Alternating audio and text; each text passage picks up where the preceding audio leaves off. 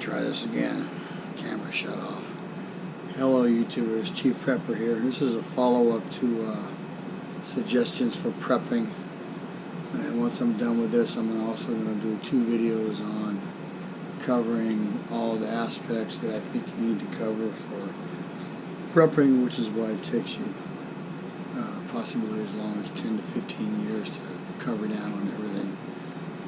So the first thing I would also suggest for your preps is Sidewalk Chalk. You can use it to mark things, mark trails and other things, and people don't know what it is, and it's easy to use. Also, it doesn't wash away quickly. Musical instruments, and preferably some people who play them, entertainment will be crucial for your mental health. Sewing stuff, needles, material for patches. Your clothes are going to wear thin. When I went to Iraq, both times we had roughly 6 uniforms. And by the end of the year, 2 pairs of boots, and those 6 uniforms were frayed everywhere. The boots were worn out, and the uniforms were frayed. You're going to need summer gear and winter gear, and you can't really pack that in one pack or a bug out bag, so I don't know what to tell you.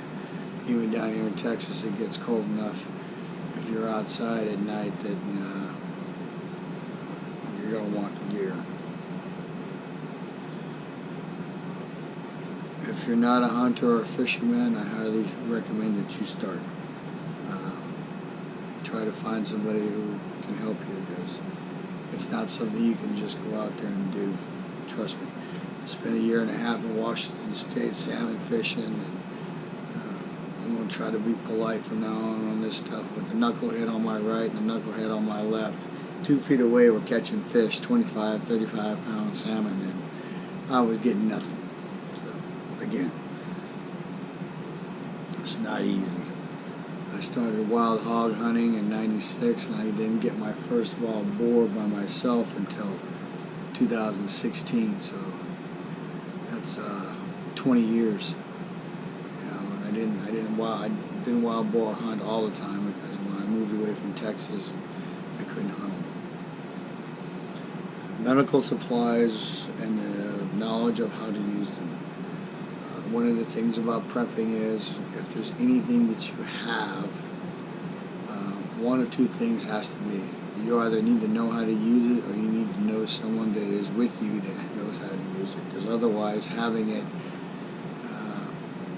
is extra weight. You know, some people say, well, it's barter material. It's only barter material if there's somebody who wants it. Disposable gloves, because people can carry bloodborne diseases, and there's a host of other issues where you can use disposable gloves. This is going to sound biased, but an Army field jacket with a liner, it's one of the warmest coats I've ever worn. And then you can spray it with waterproofing spray, and it will be mostly rainproof.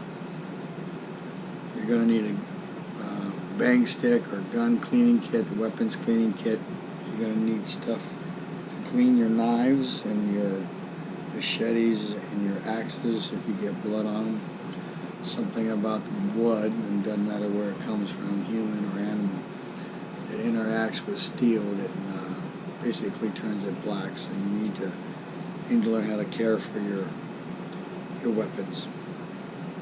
Your gun cleaning kits, you're going to need rods, bore cleaning chemicals, bore brushes, and the wads to run down your barrel after you've cleaned it, and then normally the Army uses COP, but some kind of lubricating oil to lube the parts, and that has to be weapons grade, because if you use some kind of other oil, a lot of those oils will catch on fire and burn. So I'm going to end this short video with a plug for the next probably 2 videos I'm going to do, which is I'm going to try and cover a lot of the facets for the things that prepping, some people can probably say homesteading, encompass. So it's probably going to take 2 videos to do that. But I'm going to try and record all 3 tonight, and then I'll get one uploaded in the next 24 hours, which is this one, and then try to upload the other 2 as we go. So, Chief Prepper out.